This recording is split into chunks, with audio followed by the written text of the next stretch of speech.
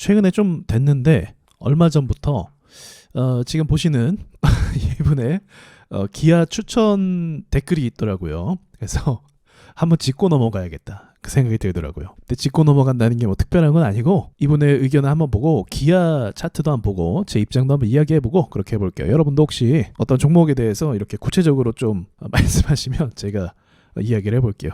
같이 공부하고 좋죠 뭐. 자, 일단 주장을 보겠습니다. 4분기 최대 실적 전망. 그렇죠. 이제 아무래도 기아, 현대 이 자동차가 북미 시장에서 아주 선방을 잘해주고 있거든요.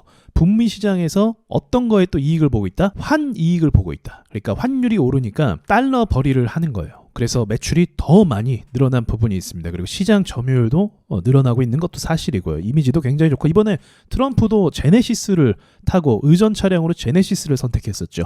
그런 점도 있다는 거. 전년 대비 17% 증가, 매출이 굉장히 늘어나고 영업이익 늘어나는 건 사실 다 알고 있는 사실이죠. 하지만 주가는 아쉽게도 이제 반영을 못하고 있다는 거. 그래서 이제 계속 이 말씀 하시는 것 같아요. 매수 적기. 퍼가 3.0이다. 그래서 적정 주가가 20만 원이다. 이렇게 말씀하시고. 그리고 고배당. 그렇죠. 돈을 많이 벌었으니까. 또 기아에서도 자사주 매입 예정이다. 이렇게 또 말씀을 하시고요. 또 외국인 기관 연기금에서 사들이고 있다. 이건 방금 전에 제가 얘기했던 환율 수혜주다. 이렇게 이야기하고 있죠. 자, 차트를 보기 전에 이분의 말씀이 다 맞거든요. 근데 뭐가 문제냐면 이러한 사실이 이미 누구나 아는 사실이라는 거죠. 모두가 다 아는 사실. 그래서 이러한 긍정적인 이슈로 매수한 사람들이 분명히 있을 거예요. 그리고 이러한 전망은 사실 지금도 유효하지만 이미 작년에서부터 작년 초반이죠. 그때부터 저 역시도 이제 현대기아에 대해서 긍정적으로 이야기했던 부분이 있습니다. 그리고 주가가 신고가를 가다가 갑자기 꺾여버렸어요. 오르다만 느낌이 있단 말이죠. 그럼 차트를 보면서 이야기해 볼까요? 자, 지금 보시는 게 기아 차트입니다. 그러니까 환율 수혜를 입을 것이다. 환율이 올라갈수록 그리고 점유율이 점점 늘어나고 있고 그리고 매출도 늘어나고 있는 아주 좋은 회사라고 볼 수 있어요. 저도 현대기아를 부정적으로 얘기하고 싶진 않아요. 근데 그러면서 본격적으로 작년 초부터 신고가를 가기 시작하더니 어느 정도 상승세에 올라서서 상승을 좀 가져왔던 부분이 있습니다. 그런데 중반부터 이제 반도체가 꺾이고 코스피가 무너지는 시점부터 이게 왜인지 몰라도 같이 무너졌어요. 사실 무너질 게 아니라 더 올라가 줘야 되는데 오히려 그렇게 되지 못하고 무너져 버렸다는 거죠. 자, 매출은 어떻습니까? 계속 늘어나고 있죠. 지금이 최고치로 늘어나고 있는 상황이고 지금 이렇게 사업이 잘 되다 보니까 이제 뭐든지 다 투자하고 공격적으로 마케팅도 하고 할 수 있는 그런 회사의 여건이 된 거예요. 굉장히 돈을 많이 쓸어 담고 있는 상황입니다. 점유율이 일단은 계속 유지가 되고 있고 또 늘어나는 추세이기도 해요. 북미 시장에서. 그리고 환율도 지금 굉장히 높은 수준으로 최근에 올라왔었죠. 그러니까 4분기 그리고 올해 1분기에는 아마 매출이 더 크게 반영을 할 거라고 저도 예상을 하고 있어요. 그런데 문제는 뭐냐면 안타깝게도 그런 대형 호재와 엄청난 회사의 긍정적인 상황이 만들어짐에도 불구하고 코스피가 약세로 가니까 같이 무너지고 있다는 점이죠. 앞서 이제 구독자님께서 먼저 말씀하셨던 내용들이 사실은 누구나 다 아는 사실이기도 해요. 조금만 관심 가지면 기아 주식이 좋다라는 건 누구나 알 수 있거든요. 그런데 기아의 그런 내용은 좋지만 주가 반영 자체는 어떻다? 폭락을 해버렸다는 겁니다. 저도 사실은 좀 이해가 안 되는 폭락이기도 해요. 고점에서부터 어느 정도 빠졌을까요? 그러니까 주식은 이렇게 예상하지 못한 일들이 막 일어나는 것 같아요. 고점에서부터 마이너스 33% 굉장히 많이 빠진 거죠. 이게 그냥 주식도 아니고 코스피 200에다가 시가총액이 40조가 되는데도 불구하고 마이너스 30%가 빠졌다는 건 엄청난 시가총액이 날아갔다. 그렇게 볼 수 있는 거예요. 그래서 만약에 기술적인 분석으로 봤을 때 해당 주식의 낙폭이 굉장히 커서 반등이 더 나올 수 있는 여지는 전 충분히 있다고 봅니다. 그런데 이제 이 주식을 투자하는 거, 기아 주식을 투자하는 건 단순히 기술 반등을 노리는 차원은 아닐 거예요. 이 회사의 진짜 가치가 시장에 반영되길 바라면서 투자를 할 겁니다. 그렇게 되면 매출을 기반으로 봤을 때 원래 코스피 200이나 우량주들은 매출이 올라가면 같이 이렇게 크게 올라가는 경향이 있거든요. 그래서 결국은 신고가를 넘어서는 가격이 정당한 가격이라고 볼 수가 있는 거죠. 당연한 가격이라고 볼 수가 있는 거죠. 매출은 신고가를 기록하고 있으니까요. 그런데 그런 상황이 만들어지지 않는다는 건 이미 재료가 다 누구나 아는 사실임에도 불구하고 그런 반영이 안 된다는 건 이제 확률적으로 호재를 반영하지 않는 차트일 가능성이 높습니다. 그러니까 주식이라는 게 이런 원리가 있어요. 누구도 부정할 수 없는 호재라는 게 있습니다. 그럼 이 호재를 따라서 쭉 올라가기 시작하고 중요한 거는 신고가가 발생해야 돼요.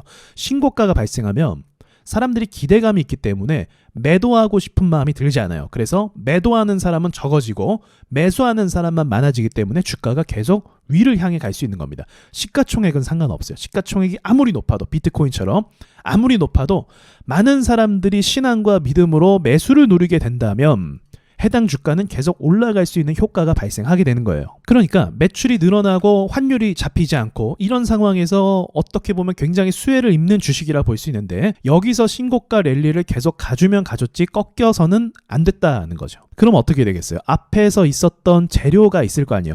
이 재료가 발생을 했는데 이렇게 꺾여버린 거야. 그럼 투자자들은 무슨 생각을 하게 될까요? 아, 매출도 그리고 환율에 대한 이익도 점유율이 늘어나도 반영을 못하니까 이 재료는 의미가 없구나라고 생각합니다.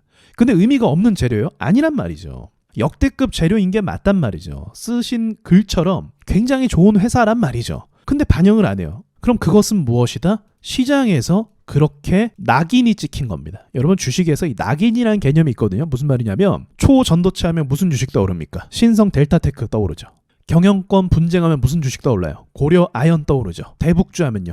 떠오르는 주식들이 있죠. 그런 것처럼 이 시장에서 낙인이 찍혀버리고 그러한 인식이 만들어지면 오를 것도 오르지 못하는 상황이 만들어집니다. 마치 지금의 코스닥과 같은 원리라고 볼 수 있는 거예요. 코스닥, 코스피의 주요 기업들이 매출이 굉장한 상승폭을 달성했음에도 불구하고 어떤 인식이 있어요? 얼마 전에 말했던 중국과 한국 증시를 동일시하는 그런 모습이 있단 말이에요. 문제죠. 중국 경제 안 좋잖아요. 한국 경제도 안 좋아질 거야. 이렇게 이야기한다니까요. 그래서 주식에서 제일 중요한 건 이 숫자의 데이터도 중요하지만 기대감을 주는 게 제일 중요하고 기대감을 줄 수 있는 건 신고가 랠리에서 밀리지 않고 계속적으로 추세를 이어서 정배열을 유지하는 것이 굉장히 중요합니다. 이 정배열이 깨진 이상 주가는 어디로 갈지 아무도 알 수가 없어요. 만약 여기서 환율이 갑자기 잡힌다고 가정해 볼게요. 10년물 국제금리가 이제 낮아지면 환율이 잡힐 가능성이 높거든요. 그래서 환율이 1,300원대로 떨어졌다고 가정해 볼게요. 그러면 환율에 대한 수혜는 또 입지 못하게 되는 거잖아요. 현대기아차가. 그렇죠. 그러면 또 거기에 대한 악재는 악재대로 반영한다니까요. 주식이. 이게 골 때리는 거예요. 그래서 분명 숫자를 봤을 때는 괜찮아. 너무 좋아. 근데 시장에서 인식이나 기대감이 꺾여버리고 매물대가 쌓여버리고 도망치고 싶은 사람들이 생기면 그건 또 별개의 스토리가 만들어진다는 거죠. 기아가 꼭 그렇게 된다는 건 아니에요. 제가 봤을 때 1,300원대에도 매출이 많이 나왔기 때문에 실적 방어는 무조건 해주리라고 보고 있습니다. 그러나 지금 이러한 상황이 길어지면 안 돼요. 1분기 실적은 좋게 나올 것 같거든요. 이제 1분기 시작이지만 그래서 그러한 실적이 반영되기 전에 신고가를 만약에 한번 찌르러 간다면 전 신고가를 찌른 다음에 다시 한번 신고가 랠리를 갈 수도 있다고 보고 있어요. 그래서 먼저 빠른 시일 안에 가야 돼요. 왜냐하면 이 보합을 시장은 못 기다려줘요. 보합이 길어지면 뭐가 된다? 실망 매물이 떨어지고 또 흔들고 막 어쩌고 저쩌고 합니다. 그래서 11만 원 위로 빨리 올라가줘야 되고 가능하면 1분기 실적이 나오기 전에 주식은 충분히 가능하죠. 여기도 빠른 속도로 올라갔잖아요.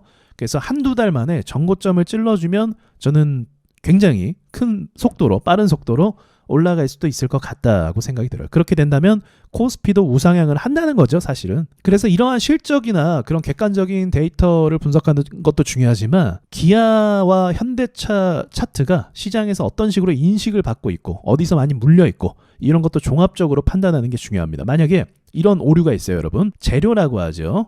실적도 재료라고 볼 수 있어요. 영업이익이 좋아지는 거. 이 재료를 너무 맹신하게 되면 대응을 못하게 됩니다. 너무 이 재료를 믿기 때문에 지금 상황이 어떤 상황인지를 판단을 잘 못하게 되는 그런 경향이 생겨요. 그래서 중립적으로 종합적인 분석을 꼭 하셔야 돼요. 그렇지 않으면 높은 자리에서의 주식은 마냥 물려갈 수도 있다는 점 기억하셨으면 좋겠어요.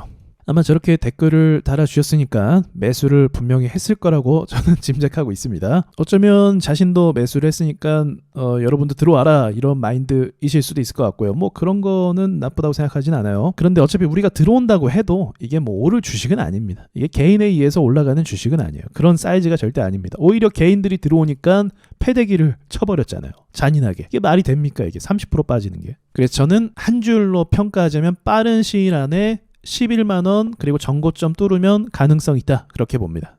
자, 그럼 저는 여기까지 말씀드리고 마치도록 할게요.